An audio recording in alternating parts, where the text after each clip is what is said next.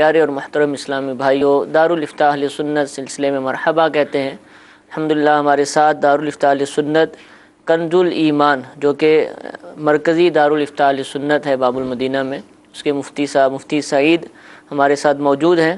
انشاءاللہ ہم آپ کی جانب سے پوچھے گئے سوالات کے جوابات ان سے حاصل کریں گے۔ آپ ہمیں کال کیجئے، چاہیں تو آپ SMS کیجئے، انشاءاللہ آپ کا سوال سلسلے میں شامل کرنے کی کوشش کریں گے۔ درود پاک کی فضیلت سنتے ہیں۔ نبی کریم صلی اللہ تعالی علیہ وآلہ وسلم نے ارشاد فرمایا، جس نے مجھ پر صبح و شام 10 بار درود پاک پڑھا اسے قیامت کے دن میری شفاعت ملے گی۔ صلو علی الحبیب صلی اللہ تعالی علی محمد صلی اللہ تعالی علیہ وآلہ وسلم۔ ایک کال سلسلے میں شامل کرتے ہیں، جی چلائیے۔ لاہور سے ملک بشیر عرض کر رہا ہوں۔ میرا سوال یہ ہے کہ مغرب کی نماز کے بعد سنت اور نفل پڑھنے کے بعد قاری صاحب یا امام صاحب جو ہوتے ہیں وہ قرآن مجید کی تلاوت کرتے ہیں بعض اوقات کسی نہ کسی مسجد میں، تو میرے ذہن میں یہ سوال پیدا ہوتا ہے کہ جو لوگ بعد میں نماز پڑھ رہے ہیں یا کسی نے ذکر اذکار کرنا ہوتا ہے، کئی لوگوں کو معمول ہوتا ہے، تو ان کے بارے میں کیا حکم ہے کہ وہ تلاوت سنیں یا اپنی نماز پڑھیں یا اپنا ذکر اذکار جاری رکھیں، یا اس طرح کیا قاری صاحب کو تلاوت کرنی ضروری ہے؟ اگر وہ نہ کریں تو کیا ہے؟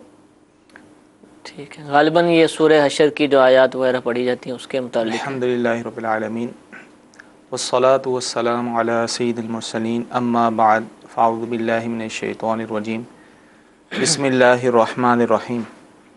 عمومی طور پہ مساجد میں جو ہے وہ رات کے وقت سورہ ملک کی تلاوت کی جاتی ہے، مغرب کے بعد، بعض جگہ عشاء کی نماز کے بعد، وہ فضیلت ہے اس کی۔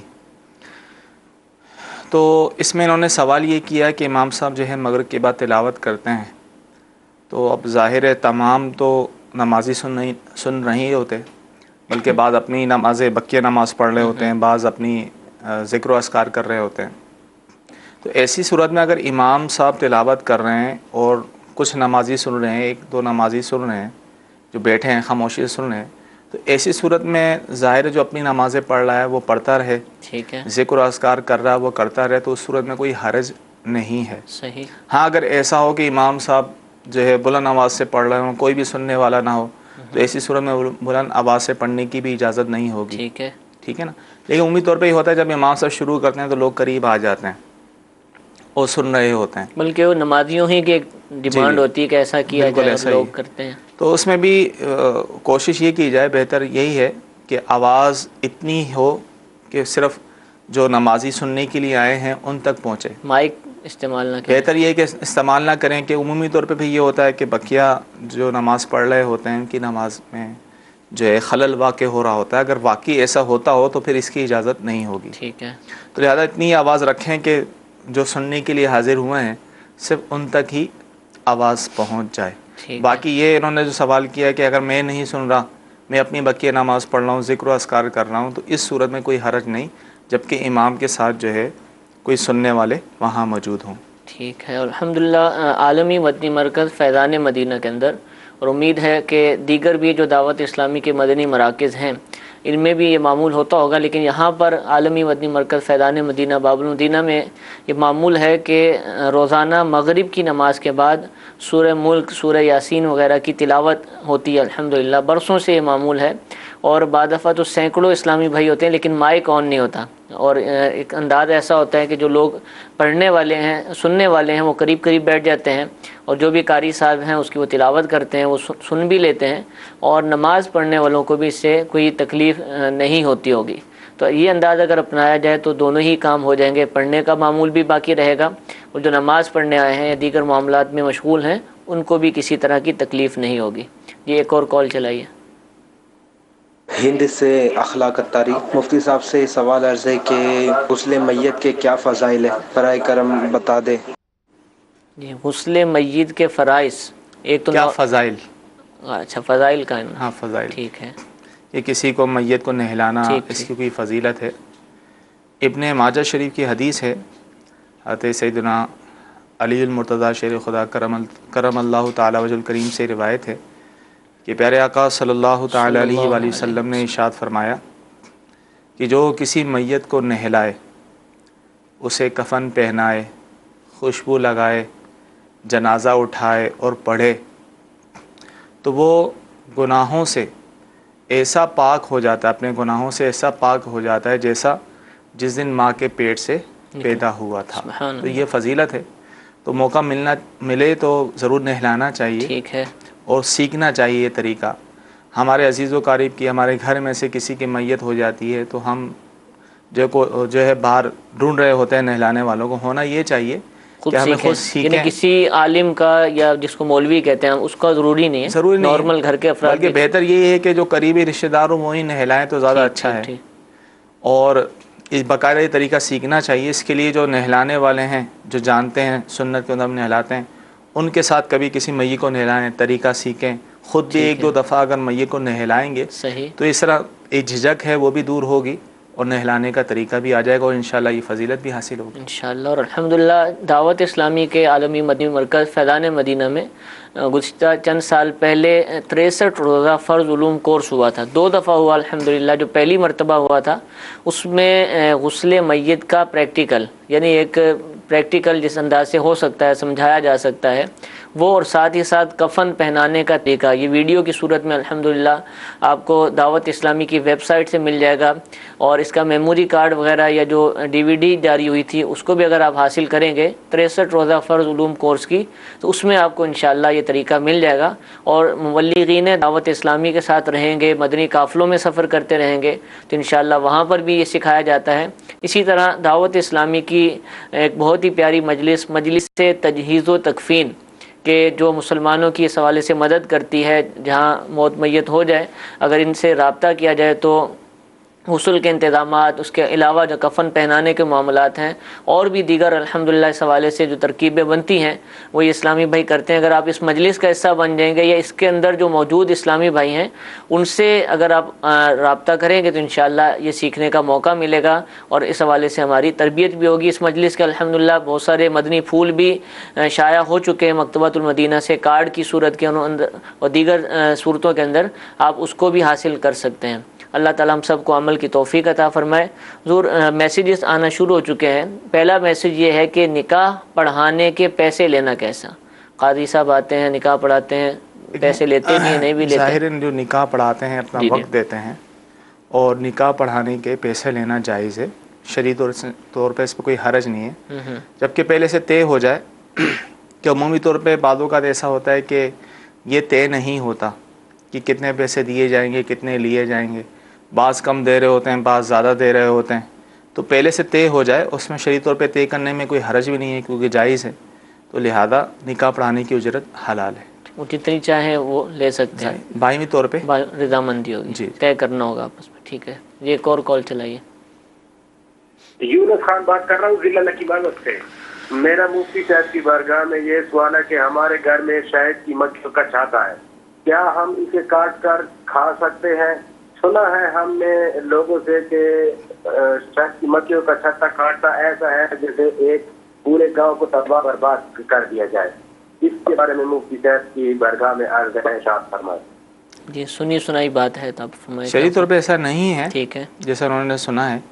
اگر چاہیں تو کیونکہ ان کے گھر پہ شہد کا چھتا لگا ہوا ہے, اب جو جانتے ہیں کس طریقے سے شہد نکالنا ہے کیا ہے, اور یہ جانتے بھی ہوں گے, تو اس میں اگر شہد نکالتے ہیں شرعی اعتبار سے اس میں کوئی حرج نہیں ہے. ان کا ہے وہ استعمال کر سکتے, مالک ہیں یہ. جی ٹھیک ہے, جزاک اللہ. جی ایک اور کال چلائیے.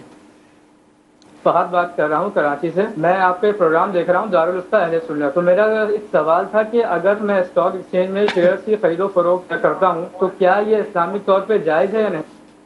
اسٹاک ایکسچینج کے اندر شیئرز کی خرید و فروخت جو کاروبار چل رہا ہے مروجہ طریقہ ہمارے ہاں اسٹاک ایکسچینج میں, تو یہ شرعی اعتبار سے درست نہیں ہے. اس میں کئی خرابیاں لازم آتی ہیں. عمومی طور پہ سٹے والی صورت ہوتی ہے, بغیر قبضے کی چیز بیچی جا رہی ہوتی ہے, شیئرز بیچے جا رہے ہوتے ہیں بغیر قبضے کے, اور ایسی کمپنیوں کے شیئرز فروخت ہو رہے ہوتے ہیں کہ جن کا بعض اوقات کہ ان کا وجود ہی نہیں ہوتا, بنی نہیں ہوتی. صرف دیکھیں اگر کمپنی ہے بھی تو کسی کمپنی کے آپ نے شیئرز خرید لیے تو اس کا مطلب ہے کہ اس کمپنی کے اس حصے کے آپ مالک ہو گئے. ٹھیک ہے, اب وہ کمپنی جو بھی کام کرے گی اس میں آپ بھی شریک ہوں گے. عمومی طور پہ کمپنیوں کا کام سودی معاملات میں لین دین ہوتا ہے, اپنا سرمایہ بینک میں رکھواتے ہیں، بینک سے سود مل رہا ہوتا ہے، وہ شیئرز ہولڈروں کے درمیان تقسیم ہو رہا ہوتا ہے، تو اس طرح سود کے لین دین کے معاملات میں بھی شریک ہو جاتے ہیں. تو لہذا ہمارا جو مروج طریقہ چل رہا ہے شیئرز کا کاروبار، یہ شرعی طور پہ جائز نہیں ہے، تو لہذا یہ پیسے وغیرہ اس کاروبار میں نہ لگائیں.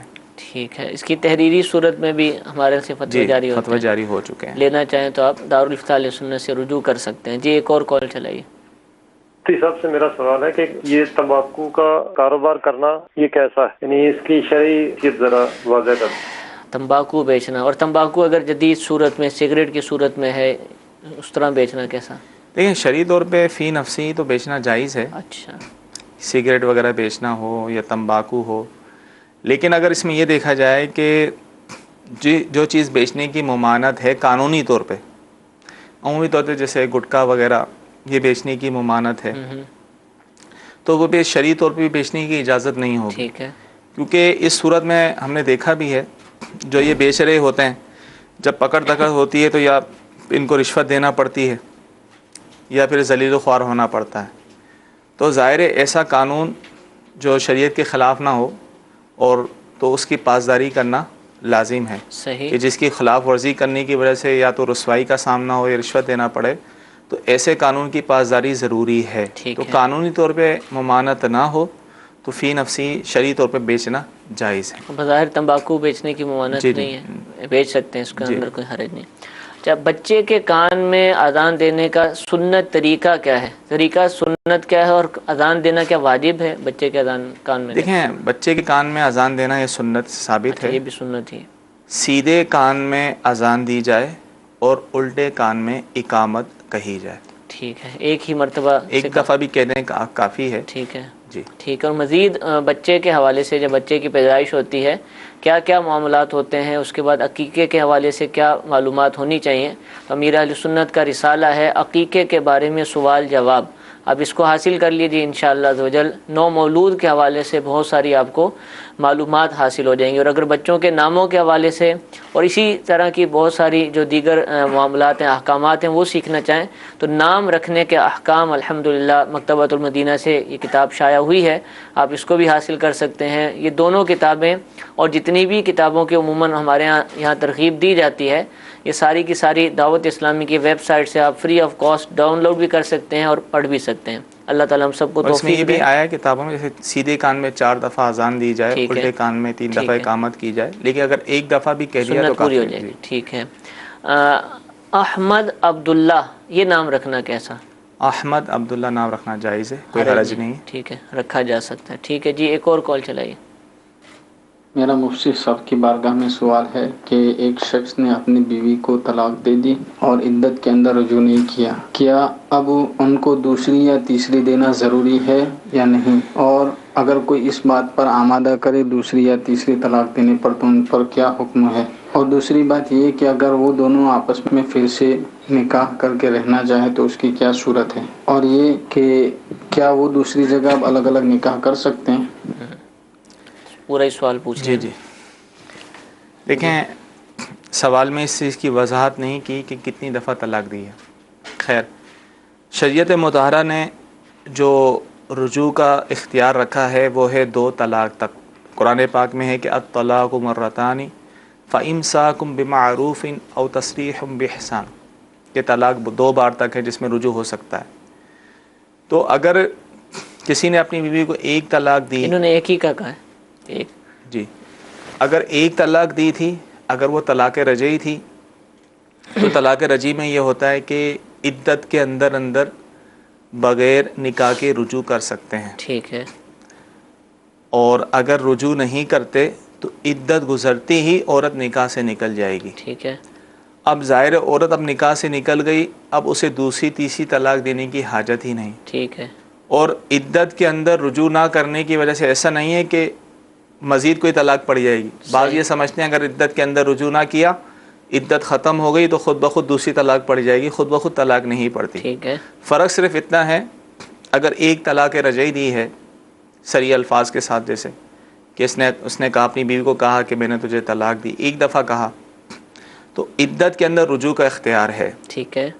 کہ بغیر نکاح کے رجوع کرے. سنت طریقہ یہ کہ گواہوں کی موجودگی میں زبان سے کہہ دے اپنی بیوی کو کہ میں تجھ سے رجوع کرتا ہوں، یا یہ کہتے ہیں میں اپنی بیوی سے رجوع کرتا ہوں، اسے اپنے نکاح میں لیتا ہوں. یہ سنت طریقہ ہے. اگر فعلی طور پہ بھی کر لے گا تو ہو جائے گا، لیکن خلاف سنت ہے. عدت کے اندر بغیر نکاح کے رجوع کا اختیار شریعت نے رکھا ہے، اور عدت کے اندر اگر رجوع نہیں کیا تو عدت گزرتی وہ عورت نکاح سے نکل جائے گی. فرق صرف اتنا ہے. اب رجوع کرنے کے لیے انہیں دوبارہ نکاح کرنا پڑے گا نئے مہر کے ساتھ. صرف الفاظ نہیں چلیں گے جی، رجوع والے وہی نئے سرے سے نکاح نئے مہر کے ساتھ جو پراپر طریقہ ہوتا ہے وہ ہوگا، حلالہ نہیں ہوگا. ٹھیک ہے. تو اب انہوں نے سوال یہ کیا کہ عدت کے اندر ایک طلاق دی اور عدت کے اندر رجوع نہیں کیا، تو عدت گزرتے ہی عورت نکاح سے نکل گئی. اب لوگ کہہ رہے ہیں کہ بھائی دوسری بھی دو تیسری بھی دو، تو اب دینے کی حاجت ہی نہیں ہے. اگر وہ دوسری اور تیسری طلاق دے گا تو وہ پڑے گی نہیں. ٹھیک کہ جب عورت اس کے نکاح سے ہی نکل گئی، اب اس کا طلاق دینا ایسا ہی ہے جیسے اپنی کسی اجنبیہ عورت کو طلاق دینا. صحیح. طلاق جب واقع ہوتی ہے جب عدت کے اندر رہے، اس کے نکاح میں رہے، اور پھر وہ طلاق دے، جتنی طلاق دے گا 3 طلاقوں تک دے گا تو واقع ہو جائے گی. تو لہذا اب عدت گزر گئی ہے، طلاق ایک ہی دی تھی، اس کے علاوہ نہیں دی تھی.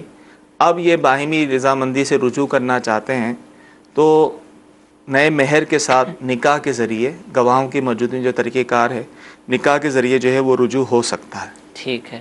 اور اگر یہ چاہیں تو کسی اور سے بھی نکاح کر لیں، یعنی دونوں ہی صورتیں ہیں، چاہیں تو دوبارہ خود نکاح کر لیں، چاہیں کسی اور سے کر لیں. عورت اگر نہیں چاہتی ٹھیک ہے سابقہ شوہر سے رجوع کرنا، وہ کہیں اور بھی شادی کر سکتی ہے. اسے کسی اور جگہ شادی کرنے کے لیے دوسری یا تیسری طلاق لینے کی ضرورت نہیں ہے. ٹھیک ہے. جبکہ عدت گزر چکی ہو. جب عدت گزر گئی اور عدت کے اندر شوہر نے کسی طریقے سے بھی رجوع نہیں کیا جبکہ ایک طلاق دی ہو، تو اس صورت میں عورت نکاح سے نکل گئی. ٹھیک ہے. اب وہ جہاں چاہے شادی کر سکتی ہے. اچھا، مرد کہہ سکتے ہیں میری ابھی 2 طلاقیں باقی ہیں، اور فورس کر سکتا ہے، پریشرائز کر سکتا ہے کہ نہیں دوبارہ مجھ سے نکاح کرو ہی کرو. دیکھیں عدت کے اندر تو اس کو اختیار ہے، عدت کے اندر شوہر کو اختیار ہے، وہ زبردستی بھی رجوع کر سکتا ہے، رجوع کر لے گا خود ہی. لیکن عدت کے بعد اب اس کا اختیار نہیں چلے گا، عورت کا ہے. عورت اگر راضی ہوگی تو اس سے نکاح ہوگا، وہ راضی نہیں، وہی کہیں اور نکاح کرنا چاہتی ہے تو کہیں اور بھی کر سکتی ہے. لیکن یہاں ایک غلط فہمی پائی جاتی ہے رجوع کے حوالے سے کہ لوگ 3 طلاق دے کے بھی یہ سمجھتے ہیں کہ اب رجوع 90 دن کے اندر عدت کے اندر رجوع کر لیں تو طلاقیں ختم ہو جائیں گی. ایسا ہرگز نہیں ہے. ٹھیک ہے. رجوع کا اختیار صرف 2 طلاق تک ہے، جو میں نے آیت مبارکہ سنائی ہے. ٹھیک ہے. کہ صرف 2 طلاق تک رجوع ہو سکتا ہے. 3 طلاق کے بعد اللہ تبارک تعالیٰ نے یہ ارشاد فرمایا اس آیت کے بعد کہ فَإِن طَلَّقَهَا فَلَا تَحِلُّ لَهُ مِن بَعْدُ حَتَّى تَنكِحَ زَوْجًا غَيْرَهُ، کہ جب شوہر 3 طلاق دے دے، تیسری طلاق بھی دے دے، تو وہ عورت اسے حلال نہیں ہوگی جب تک کہ دوسرے شوہر کے پاس حلالہ کروانا. جی. ٹھیک ہے. اور خود بھی فیصلہ نہ کریں، مفتی صاحب سے سمجھ لیا جائے کہ ہمارے یہاں کیا معاملہ ہوگا اور کیا. 90 دن کا لفظ آپ نے بولا، تو کیا 90 دن عدت ہوتی ہے؟ اس کی وضاحت فرما دیں، غلط فہمی نہ ہو. یہ بالکل لوگوں کے ذہن میں یہ ہے کہ عموماً بولتے 3 مہینے عدت، 3 مہینے 10 دن. ٹھیک ہے. حالانکہ قرآن پاک میں عورت کی جو عدت بیان ہوئی ہے وہ فرمایا کہ والمطلقات یتربصن بانفسہن 3 قروء، کہ طلاق والیاں اپنے آپ کو روکے رکھیں 3 حیض تک. تو 3 حیض عدت ہوتی ہے. اگر عورت پیگنٹ نہ ہو، حاملہ نہ ہو، اسے حیض آتا ہے تو 3 حیض عدت. تیسرے حیض سے جب پاک ہوگی، اب وہ چاہے 3 مہینے لگیں، 3 مہینے سے پہلے بھی ہو سکتے ہیں، نہ گزریں تو 6 مہینے بھی نہ گزریں.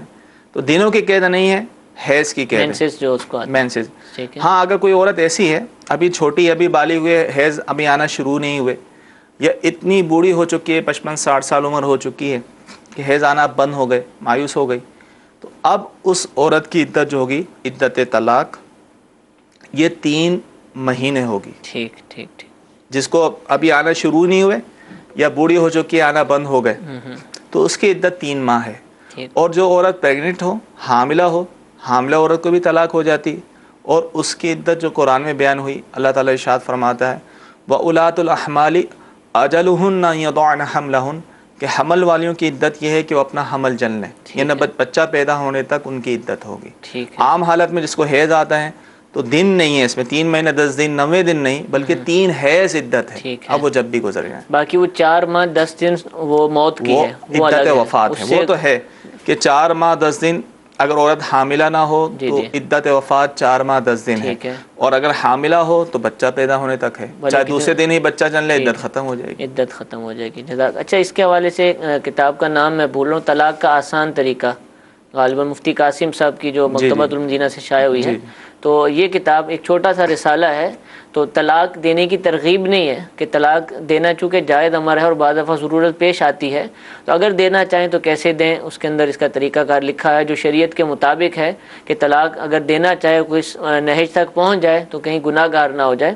اور مزید اگر احکامات سیکھنا چاہیں تو ہمارے سلسلوں کا آپ ملاحظہ کریں، فرد علوم کورس کا جس کا میں نے تھوڑی دیر پہلے حوالہ دیا، اس میں بھی الحمدللہ طلاق کے حوالے سے جو ہیں وہ باقاعدہ سلسلے ہوئے تھے، باقاعدہ بیانات ہوئے تھے، آپ ان کو بھی سن سکتے ہیں اور معلومات لے سکتے ہیں۔ لیکن کبھی ایسا موقع آئے تو مفتیان کرام سے براہ راست بھی رابطہ کیا جائے تاکہ آپ کی صحیح انداز سے صحیح نہج پر شرعی رہنمائی کر دی جائے۔ اور اس موقع پر جو عام طور پر بڑے بوڑھے اور دیگر جو افراد مشورے دے رہے ہوتے ہیں، بھلے وہ درست ہوں یا کسی طرح کے ہوں، ان مشوروں پر غور نہ کیا جائے، علماء ہی سے رابطہ کیا جائے، وہ جو رہنمائی فرمائیں اسی پر عمل کیا جائے۔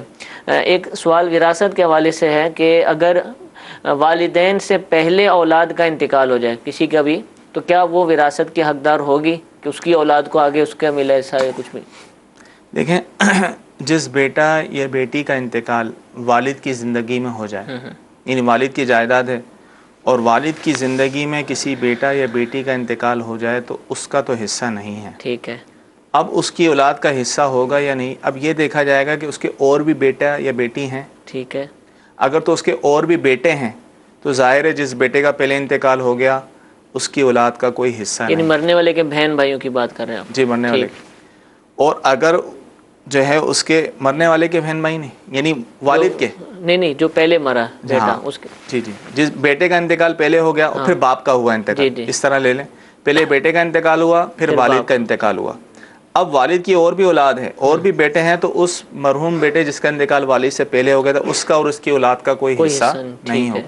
اگر اس کا اکلوتا ہی بیٹا تھا، ٹھیک ہے، اس کا پہلے انتقال ہوا پھر والد کا ہوا، تو اس کے آگے جو بیٹا بیٹی ہیں یعنی والد کے پوتا پوتی ہے تو ان کو پھر حصہ ملے گا، لیکن اگر اور بیٹے ہوں تو پھر حصہ نہیں ہوگا۔ بیٹا اور بیٹی ہو تو پھر بھی نہیں ملے گا؟ بیٹی ہو تو ملے گا، بیٹی ہوں تو پھر پوتا، مثال کے طور ایک بیٹا تھا، ٹھیک ہے، اور 5 بیٹیاں، ٹھیک ہے نا، اس بیٹے کا انتقال باپ کی زندگی میں ہو گیا، پہلے ہو گیا، لیکن شادی ہو چکی تھی، بچے تھے، اب باپ کا انتقال ہوا تو ظاہر ہے اس کے 5 بیٹیاں اور مرحوم بیٹے کے بیٹیاں، پوتے پوتیاں، ٹھیک ہے، تو بیٹیوں کا حصہ تو 2/3 حصہ ہوگا، صحیح، اور باقی جو ہے وہ پوتا پوتی اسبا بن جائیں گے، ان کو حصہ ملے گا، ٹھیک ہے نا۔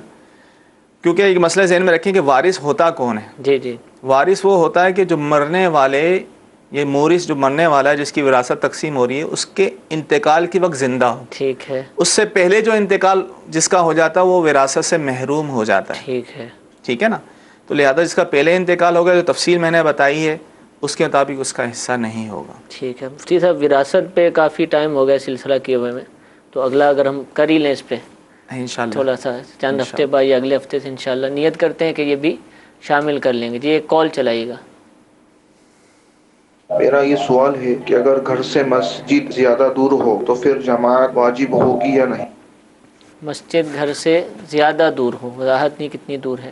دیکھیں، اگر بہت زیادہ دور ہے کہ اذان کی آواز بھی وہاں تک نہیں پہنچتی تو اس میں بھی تفصیل ہے، تو ایسی صورت میں جماعت واجب نہیں، یعنی اگر پیدل جائیں نارمل حالت میں تو 10 منٹ سے بھی زیادہ لگتے ہیں، اتنا دور لگتا ہے، یعنی تو ایسی صورت میں جو ہے پھر جماعت واجب نہیں ہوگی۔ قریب ہے جس کو کہا جائے محلے میں مسجد ہے، پھر جایا جائے اور جماعت کے ساتھ ہی نماز پڑھی جائے۔ جی، ایک اور کال چلائی۔ سوال عرض ہے کہ اگر عصر کی نماز قضا ہو جائے تو صاحب ترتیب اس کو کس طرح ادا کرے گا؟ کیا مغرب سے پہلے اس کو ادا کرے گا یا مغرب کی نماز کے بعد؟ شکریہ۔ صاحب ترتیب کے لیے یہ ضروری ہے کیونکہ صاحب ترتیب ہے، ترتیب برقرار ہے۔ اب جس پر کوئی نماز قضا نہیں ہے، ٹھیک ہے، اب وہ شخص صاحب ترتیب ہے، اب اس کی پہلی عصر کی نماز قضا ہوئی، ٹھیک ہے، اب اس پر یہ لازم ہے کہ پہلے عصر کی قضا کرے، یعنی مغرب کا وقت شروع ہو گیا، عصر نہیں پڑی، ٹھیک ہے، تو پہلے عصر، چاہے جماعت کھڑی ہو جائے، ٹھیک ہے، اس پر لازم ہے کہ پہلے عصر کی قضا کرے گا، ٹھیک ہے، اور پھر جو ہے وہ مغرب کی نماز پڑھے گا۔ اور جس پر ویسے ہی بہت ساری نمازیں قضا ہیں، تو اس پر ترتیب لازم نہیں ہے، ٹھیک ہے، تو وہ پھر مغرب کی نماز کے بعد بھی قضا کرے گا۔ کتنی نمازوں تک ہوگا صاحب؟ یہ 5 نمازوں تک ہے۔ 5 نمازیں اگر جس کی قضا ہوئی ہیں تو وہ پہلے پچھلی 5 پوری کرے گا، پھر وقتی نماز پڑھے گا۔ 5 سے زیادہ ہو جائے تو اس پر جو ہے نہیں، پھر پہلے وقتی پڑھے گا، جی جماعت قائم ہوگی تو جماعت میں یعنی اس پر ترتیب لازم نہیں ہے، ٹھیک ہے، تو اس صورت میں چاہے وہ پہلے وقتی پڑھے یا بعد میں قضا پڑھے، لیکن جماعت ہوگی تو پہلے تو جماعت میں شامل ہونا پڑے گا، لیکن جو صاحب ترتیب ہے اسے پہلے قضا نماز پڑھنی ہوگی، پھر جو ہے وہ ٹھیک ہے۔ اور یہ بہت بڑی سعادت ہے کہ کوئی نماز قضا نہ ہو، صاحب ترتیب ہو، اور امیر اہل سنت اس کی بہت زیادہ ترغیب بھی دلا رہے ہیں مدنی مذاکروں میں۔ تو ہمیں بھی کوشش کرنی چاہیے، اگر کوئی ایسا شخص ہے کہ جس کی نمازیں قضا ہیں، جلد از جلد اپنی قضا نمازوں کو ادا کرے اور اس سعادت کو پائے، اور اللہ کی بارگاہ میں ایک اس انداز میں پیش ہو کہ جو اس نے فرض کیا تھا اس نے اس کو ادا کرنے کی کوشش کی تھی۔ ایک اور کال چلائیے۔ بندہ اپنے نام کی انشورنس کروا سکتا ہے؟ اپنے نام کی انشورنس، دیکھیں انشورنس کروانا جائز نہیں ہے، حرام ہے، چاہے لائف انشورنس ہو کسی بھی چیز کی، یا جنرل انشورنس ہو، گاڑیوں کو انشورنس کرواتے ہیں تو یہ ناجائز ہے۔ اور لائف انشورنس پر جو نفع ملتا ہے یہ سود ہے، کیونکہ ہم جو کوئی شخص انشورنس کرواتا ہے وہاں جو پیسے جمع کرواتا ہے وہ قرض ہے۔ اگرچہ وہ لوگ کہتے ہیں کہ ہم پراپرٹی خریدتے ہیں، اس کا کرایہ اس کو رینٹ پہ دیتے ہیں، یہ ہوتا ہے، لیکن جو ہے علماء نے اس پہ تحقیق کی ہے، ظاہر ہماری بھی گفتگو ہوئی ہے، وہ شرعی اصولوں کے مطابق نہیں اترتے، یعنی ہم یہ نہیں کہہ سکتے وہ شرعی اصول کے مطابق پارٹنرشپ ہو رہی ہوتی، شراکت نہیں ہوتی، وہ قرض ہی ہے جو بہر صورت ہمیں ملنا ہی ملنا ہے۔ ٹھیک ہے۔ اب ان کی یہ ہوتی ہے کہ جو پالیسی ہوتی ہے 10 سال 20 سال کی، اس دوران اگر کسی کا انتقال ہو جائے تو اس کے ورثاء کو کثیر رقم دی جاتی ہے، ٹھیک ہے، اگر وہ زندہ رہے تو اس کو جو ہے جتنی رقم بھری ہے اس سے کئی گنا زیادہ دی جاتی ہے، سود کی صورت، تو یہ قرض پر نفع والی صورت ہے جو کہ سود ہے، تو لہذا انشورنس کروانا حرام ہے۔ اور بعض صورتوں میں ویسے ہی ڈوب جاتے ہیں، ایسا بھی، جیسے وہ گاڑیوں کو انشورنس کروائی، اب سال کی انشورنس ہوتی ہے، ٹھیک ہے، تو اگر سال میں گاڑی کو کوئی نقصان نہ ہوا، کچھ بھی نہ ہوا، تو جو پیسے جمع کروائے تھے وہ اب نہیں ملتے، تو اس طرح ایک جوئے والی صورت بھی اس میں آتی ہے، کہ مار کی جوئے کی صورت اس میں آتی ہے، تو لہذا یہ جائز نہیں۔ ٹھیک ہے، اس سے بچنا چاہیے۔ میسیجز ہمارے پاس موجود ہیں۔ کالر والی جو شرٹ ہوتی ہے، یہ قمیض ہوتی ہے کوئی بھی، کیا اس کو پہن کر بھی نماز پڑھنا مکروہ ہے؟ ایک تو بین ہوتا ہے بالکل سیدھا، اور ایک کالر ہوتی ہے۔ نہیں، نماز مکروہ نہیں ہوگی، نماز پڑھی جا سکتی ہے۔ ٹھیک ہے، جزاک اللہ۔ جی ایک اور کال چلائیے۔ میرا مفتی صاحب سے یہ سوال ہے کہ امام صاحب جماعت کے اندر اپنے چھوٹے بچے کو 4 سال کا یا 3 سال کا بچہ ہے تو ہر جماعت میں یا 1-2 جماعت کے اندر دن میں جو ہے نا وہ اپنے ساتھ ہی کھڑا کر لیتے، جماعت کے اندر مقتدی پیچھے کھڑے ہوتے ہیں۔ اب بچے کے کپڑے وغیرہ اگر ناپاک، اکثر اتنے بچے جو ان کو پاکی ناپاکی کا نہیں پتا ہوتا، تو اس صورت حال میں امام صاحب کا اس طرح اپنے بچے کو اپنے ساتھ کھڑے کر لینا جماعت کے اندر، تو اس طرح یہ شرعاً اس میں کیا جو ہے نا وہ ہونا چاہیے، وضاحت فرما دیں۔ السلام علیکم۔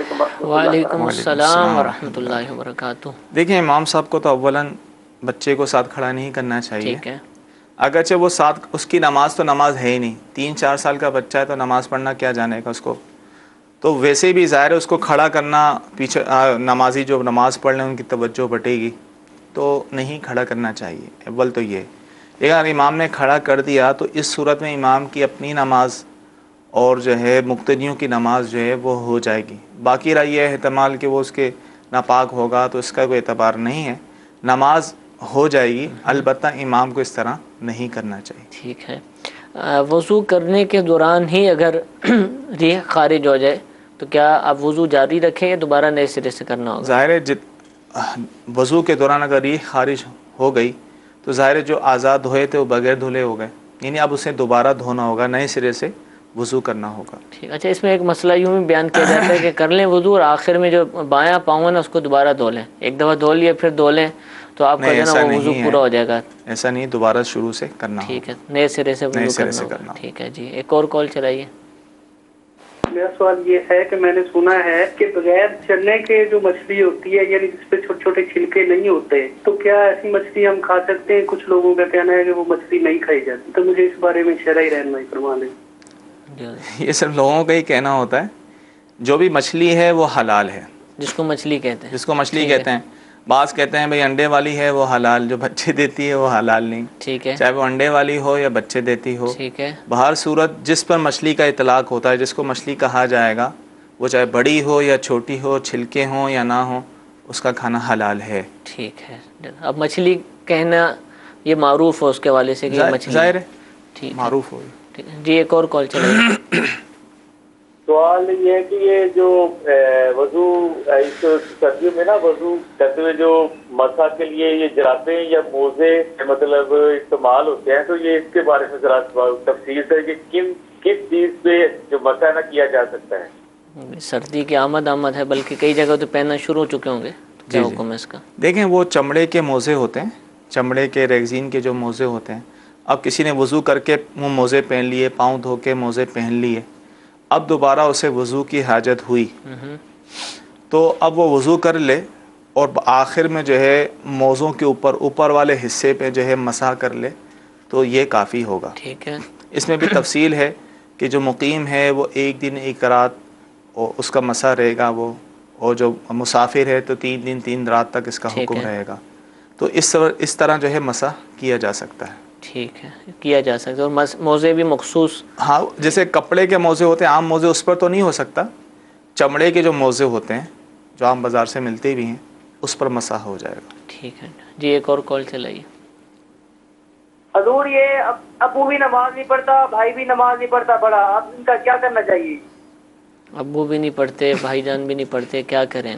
وہی کریں جو قرآن میں حکم ہے، وَذَكِّرْ فَإِنَّ الذِّكْرَىٰ تَنفَعُ الْمُؤْمِنِينَ، کہ سمجھاؤ، سمجھانا مسلمانوں کو فائدہ دیتا ہے۔ ٹھیک ہے، ان کو سمجھائیں، ابو سے التجا کریں، عاجزانہ طریقے سے، بادب طریقے سے کہتے رہیں، سمجھاتے رہیں، ان کے لیے دعائیں بھی کرتے رہیں، انشاءاللہ نماز پڑھنا شروع کر دیں۔ انداز بھی تھوڑا مناسب رکھیں، ابو جان، جس بھائی طرح جان۔ انہوں نے سوال کیا ہے تو بظاہر ایسا لگتا ہے کہ وہ تھوڑا سا جارحانہ انداز ہوتا ہے کہ ابو بھی نماز نہیں پڑھتا، بھائی بھی نہیں پڑھتا، تو نرمی کے ساتھ سمجھائیں تو انشاءاللہ تعالیٰ مان جائیں گے۔ ٹھیک ہے، اصل میں بعض دفعہ نا یہ جو کیا کہتے ہیں مخاطب کے جو صیغے ہیں، یہ بعض شہروں میں ادب ہی سمجھا جاتا ہے، ہم بظاہر ہمیں لگتا ہے کہ وہ شاید بے ادبی کا انداز ہے، لیکن ان کے ہاں وہ تو کہہ کر بولنا بھی کوئی ایسا نہیں ہوتا، تو ہم ان سے اس نے نہیں رکھتے ہیں، لیکن ایسا بھی نہیں ہے کہ ایسا نہیں ہوتا، بعض دفعہ خیر ان کی کوڑن ہے، ان کی کوڑن ہے کہ کیا کریں، ایک جذبہ ہے کہ سب گھر والے نماز پڑھیں، اچھی بات ہے، کوشش کرتے رہیں، سمجھاتے رہیں، ساتھ دعائیں بھی کرتے رہیں، انشاءاللہ نماز ہی ہو جائیں گے۔ بانڈ لینا کیسا ہے؟ بانڈ لینا جائز ہے کیا؟ اس پر انعام لے سکتے ہیں؟ انعامی بانڈ جس کو کہتے ہیں، پرائز بانڈ، انعامی بانڈ جو ہے یہ جائز ہے، اور اس سے نکلنے والا انعام بھی جو ہے وہ حلال ہے۔ ٹھیک ہے، جزاک اللہ جی، ایک اور کال چلائیے۔ چلیے تاریخ عرب شریف سے عرض کر رہا ہوں، میں پوچھنا یہ چاہتا ہوں کہ اگر کسی کو کنفرم نہیں ہے کہ اس کا وضو نہیں ٹوٹا تو اس کا وضو ٹوٹا ہے یا نہیں؟ یاد نہیں ہے، کنفرم نہیں ہے، کچھ کہہ نہیں سکتے، لیکن یہ یقین ہے کہ وضو کیا تھا، ٹھیک ہے نا، لیکن اب شک ہو رہا ہے پتہ نہیں وضو ٹوٹا ہے نہیں ٹوٹا، تو اس کا وضو نہیں ٹوٹا تو اس کا وضو برقرار ہے۔ ٹھیک ہے، جب تک یقین نہ ہو جائے اس وقت تک وضو نہیں، شک کی وجہ سے وضو نہیں ٹوٹتا۔ ٹھیک ہے جی، ایک اور کال چلائیے۔ آگے نکلنے کے بعد وضو کرنا لازم ہے کہ نہیں کرنے کی ضرورت نہیں ہے؟ نہا کے نکلنے کے بعد وضو لازم ہے یا نہیں؟ دیکھیں نہانے میں اگر اس طرح نہائے کہ پورے جسم پر پانی بہہ گیا، ظاہر نہاتا چہرے پر بھی اعضائے وضو یعنی کونیوں سمیت ہاتھ بھی دھل جاتے ہیں، سر پہ بھی پانی آ جاتا ہے، پاؤں بھی دھل جاتے ہیں، تو اس طرح اعضائے وضو بھی دھل گئے تو دوبارہ وضو کرنے کی حاجت نہیں ہے، وضو ہو گیا۔ ٹھیک ہے، ایک میسیج ہے، انہوں نے لکھا کہ پلیز یہ SMS میسیج شامل فرما لیجئے، تو ہم شامل کر لیتے ہیں۔ عرض ہے کہ جب 1 یا 2 طلاق کے بعد 3 حیض تک رجوع ہوا، یعنی رجوع کر لیا، یا 3 حیض کے بعد نکاح ہوا، تو کیا پھر کچھ عرصے بعد مسئلہ ہو تو پھر طلاق دی جا سکتی ہے یا نہیں؟ دیکھیں اول تو یہ ذہن میں رکھیں 1 یا 2 طلاق کے بعد رجوع جو کیا، رجوع کرنے سے وہ طلاقیں ختم نہیں ہوئی، اچھا وہ باقی ہیں ساری، اب 2 طلاقیں دے دی ہیں تو اب اس کے پاس 1 طلاق کا اختیار ہے۔ ٹھیک ہے، رجوع کے بعد زندگی میں کبھی بھی وہ 1 طلاق دے گا تو تیسری طلاق بھی واقع ہو جائے گی۔ اب وہ دے سکتا ہے تو واقعی اگر شرعی عذر ہو اور تو شریعت کے بتائے ہوئے طریقہ کار کے مطابق طلاق دے سکتا ہے، لیکن یہ طلاق دینا ہے اللہ تبارک تعالیٰ کو پسندیدہ نہیں عمل۔ اچھا یہ تو رجوع ہے نا، اور نکاح والی صورت میں کہ جب عدت ختم ہو چکی تھی اب نکاح کر کے دوبارہ، تو اب بھی 3 طلاقیں ہیں یا رجوع چاہے اس طور پہ کیا تھا کہ 2 طلاق دینے کے بعد اس نے عدت کے اندر رجوع نہیں کیا، عدت کے بعد دوبارہ نکاح کیا، یہ بھی رجوع کہلائے گا، یہ بھی رجوع ہی ٹھیک ہے۔ اب بھی اس کے بعد 1 طلاق کا اختیار ہے، ٹھیک ہے ٹھیک ہے۔ اب نکاح کے بعد بھی اگر وہ زندگی میں کبھی 1 طلاق دے گا تو تیسری طلاق بھی واقع ہو جائے گی۔ اور جب حلالے کے بعد دوبارہ نکاح ہوتا ہے تو وہ 3 اس صورت میں حلالے کے بعد صورت میں دوبارہ 3 طلاقوں کا اختیار اس کے پاس آ جاتا ہے۔ ٹھیک ہے ٹھیک۔ ایک اور کال چلائیے۔ میرا نام ہادی رضا تاری ہے، میں راولپنڈی سے بات کر رہا ہوں۔ ایک انکل قبرستان کے پاس بیٹھے ہوتے ہیں اور وہ انہوں نے چڑیاں 2 پنجرے میں بند کر کے رکھی ہوتی ہے۔ میرا سوال یہ تھا کہ کیا ہم اس طرح سے بندوں سے لے کے اور انہیں آزاد کر دے چڑیوں کو، اس طرح کر سکتے ہیں؟ جی حضور، قبرستان کے باہر بھی اور جمعے کی نماز کے بعد بھی اور مختلف جگہوں پر اچھی بات ہے، اس طرح ان سے لے کر انہیں آزاد کر سکتے ہیں، اچھی نیت کے ساتھ جو ہے اس پر ثواب بھی انہیں ملے گا۔ ٹھیک ہے، ثواب ملے گا۔ اچھا، وہ جو پکڑ لیتے ہیں ان کا پکڑنا جائز ہے؟ یہ تو چلے بعد کا معاملہ ہے، لیکن پہلے جو پرندوں کو پالنا تو جائز ہے۔ اچھا، اور پرندوں کی خرید و فروخت بھی جائز ہے، ٹھیک ہے، اس میں حرج نہیں ہے، جبکہ پالنے کی صورت میں اس کی خوراک کا، غذا کا کمال احتیاط کرے تو اس طرح وہ پال سکتا ہے، خرید و فروخت بھی کر سکتا ہے، جائز ہے۔ ٹھیک ہے جی۔ ایک اور کال چلائیے۔ مالی لحاظ سے حج کتنے پیسے ہوں آج کل کے دور میں تو فرض ہو جاتا ہے، اس کے بارے میں رہنمائی فرما دیجیے۔ حج کتنی رقم پر فرض ہو جائے گا؟ دیکھیں، کوئی مخصوص رقم تو ہوتی نہیں۔ اب جیسے اس سال اب کوئی گورنمنٹ پیکیج کے اس پر جاتا ہے تو اس میں کم خرچ لگتا ہے، پرائیویٹ پہ جائے تو زیادہ لگتا ہے۔ اب کم سے کم کسی کے پاس اگر 3 لاکھ روپے ہوں، کیونکہ 3 لاکھ کے اندر اگر گورنمنٹ حج کیا جائے تو حج ہو جاتا ہے، قربانی سمیت بھی ہو جاتا ہے، تو اتنی رقم کسی کے پاس ہو، یعنی ضرورت سے زائد، یعنی جن لوگوں کا نفقہ اس پر لازم ہے ان کے لیے نفقہ وغیرہ خرچہ چھوڑ کر بھی واپسی تک اس کا خرچہ رہے، ٹھیک ہے، تو ایسی صورت میں اگر اس کے بعد اتنے پیسے ہیں یا اتنی مالیت ہے تو ایسی صورت میں اس پر جو ہے حج فرض ہوگا، یعنی بآسانی آ جا سکتا ہے۔ بعض لوگ یہ سمجھتے ہیں کہ جب تک اپنے ساتھ اپنے گھر والی کا یا اپنے والدین کا جو ہے خرچہ نہ ہو اس وقت تک حج فرض نہیں ہوتا، ایسا نہیں ہے۔ اگر بالفعل والدین نے حج نہیں کیا، ٹھیک ہے، اور بیٹے کے پاس اتنے پیسے آ گئے ہیں کہ اس پر خود حج فرض ہو گیا ہے، تو اب اس پر لازم ہوگا کہ وہ خود حج پہ چلا جائے۔ اگر اس کے بعد اتنے پیسے ہیں کہ والدین کو بھی کرائے تو بہت اچھی بات ہے، اگر اتنے نہیں ہیں، صرف اتنے کہ خود حج کر سکتا ہے تو اس کو اس پر لازم ہوگا کہ خود حج کرے۔ اچھا، یہ جو رقم بتائی ہے یہ ہر ملک میں تبدیل ہوتی رہے گی؟ یہ بالکل ظاہر ہے، یہ ہر سال کے اعتبار سے بھی تبدیل ہوتی رہے گی۔ ٹھیک ہے، کوئی فکس نہیں، یہ آپ نے مثال کے طور پر بتایا۔ اگلے سال اگر پیکیج 3.5 لاکھ کا آتا ہے تو کم از کم جو ہے تو اس کے حساب سے ہم بات کریں گے، تو پیکیج کی رقم کم از کم اتنی ہونی چاہیے، تو پھر اس صورت میں حج فرض ہو جائے گا۔ اور جب حج کے ایام آتے ہیں، ایک تو نا کہ حج کے لیے روانگی ہو رہی ہے اور فلائٹیں جا رہی ہیں یا شوال المکرم کا مہینہ ہے، اس سے پہلے جب پاکستان کے اندر عموماً حج فارم وغیرہ بھرے جاتے ہیں تو الحمدللہ مدنی چینل پر سلسلے بھی اس کے حوالے سے نشر کیے جاتے ہیں اور رہنمائی کی جاتی ہے اور متنبع بھی کیا جاتا ہے، بتایا بھی جاتا ہے کہ چونکہ حج کے فارم جمع ہو رہے ہیں اور جو صاحب حیثیت لوگ ہیں وہ توجہ فرمائیں، اور جو شرائط پر پورا اترتے ہیں ان کو بھی چاہیے کہ حج کے فارم بھریں اور جانے کی تیاریاں کریں۔ تو یہ ترغیب الحمدللہ دلائی جاتی ہے۔ عموماً پاکستان میں جو مجھے یاد پڑ رہا ہے، رجب المرجب کے مہینے میں، رجب شعبان انہی مہینوں کے اندر جو ہے وہ پیکیج کا اناؤنسمنٹ کی جاتی ہے، تو انہی دنوں کا ہم حضور دیکھیں گے کہ پیسے موجود ہیں کہ نہیں۔ تو جو بھی صاحب حیثیت ہو ان دنوں میں اور معلومات لینے کے بعد وہ حج کی تیاری کرے۔ اللہ تعالی ہم سب کو عمل کی توفیق عطا فرمائے۔